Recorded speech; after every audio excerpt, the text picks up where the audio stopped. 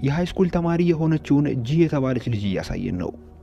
ዛሬ ላይ ወደ አዲስ ትምህርት ቤት የተቀላቀለች ሲሆን የትምህርት ቤቱ ሙሉ ተማሪዎች በጣም ሀብታም በመሆናቸው እየተገረመች ትምህርት ቤታቸውም እጅግ በጣም ቅንጡና የሚያምር መሆኑ በጣም አስደስቷታል።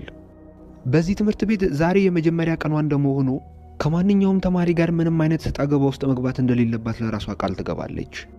ምክንያቱም ከዚህ በፊት ከምትማርበት ትምህርት ቤት ከተማሪ ጋር በመጣላቷ ምክንያት ነው ከዛ የተባረረችው። ወደ እንግዳ ተቀባዮቹ ሄዳ ሴክሽን ኢ እንደተመደበችና ሴክሽን ኢ የት እንደሚገኝ ተጠይቃቸዋለች። በዚህ ሰዓት ሴቷ እንግዳ ተቀባይ በጣም በሚያስጠላ አስተያየት ብትመለከታትም ጂ ምንም አይነት ክፉ ቃል እንኳን ከአፏ ሳይወጣ ወንድየው የነገራትን አቅጣጫ በመከተል ክላሷን ፍለጋ ትሄዳለች። እናም ስትደርስ በጣም ወዳረጀና ተጠርጎ እንኳን ወደማያውቅ ፎቅ እንደጠቆማት ተመልክታ በጣም ትገረማለች። መግቢያ ላይ ካሉት ፎቆች አንጻር እጅግ በጣም የሚያስጠላ ቢሆንም ነገር ግን ምናልባት ውስጡ ንጹህ ከሆነ ውጫዊ ገጽታው ምንም ችግር የለውም ብላ ራሷን በማሳመን ወደ ፎቅ ውስጥ ትገባለች። ነገር ግን ውስጥም እንደገባች የጠበቀችውን አይደለም ያገኘችው። እጅግ በጣም የቆሸሸና ትርምስምሱ የወጣ ፎቅ ነበር ያገኘችው። መጓዟንም ስትቀጥል የሆኑ ወንዶችን ታገኝና ሴክሽን ኢ እዚህ መሆኑን ትጠይቃቸዋለች። ከወንዶች ውስጥም ካይፈር የተባለው ልጅ እዚህ እንዳልሆነና እየተሳሳተ ፎቅ ላይ እንዳለች ይነግራታል። ጂን በማስከተል እንግዳ ተቀባዮቹ ወደዚህ ጠቁመዋት እንደሆነ ስትነግረው በንዴትና በቁጣ መንፈስ እዚህ አይደለም ተባልሽ አይደል እንዴ አሁኑኑ ከዚህ ጥፊ ብሎ ያባራታል።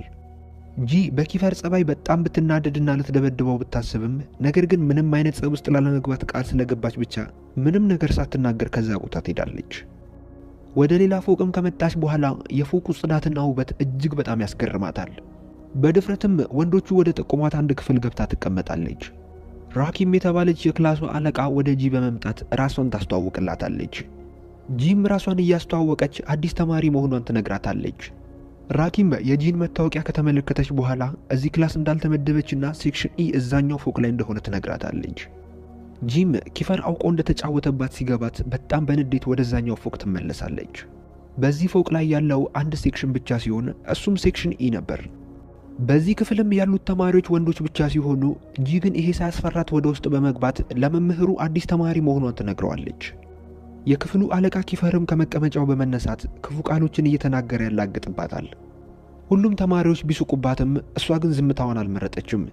መልሳ ትናገረውና ዝም ታስብለዋለች። ገና በመጀመሪያ ቀኗ ጥቃት እየደረሰባት መሆኑ በጣም እያስገረማት ልትቀመጥ ስትል ሁሉም እንዳትቀመጥ ወንበሩን እየያዙባት ያስቸግሯታል። ነገር ግን በስተመጨረሻም አንድ ቦታ አግኝታ መቀመጥ ብትችልም ወረቀቶች እየወረወሩባት ያላግጡባት ነበር። እንዲያቆሙ ብትነግራቸውም ነገር ግን የሷን ንግግር ችላ በማለት እነሱም ጥቃታቸውን ይቀጥላሉ።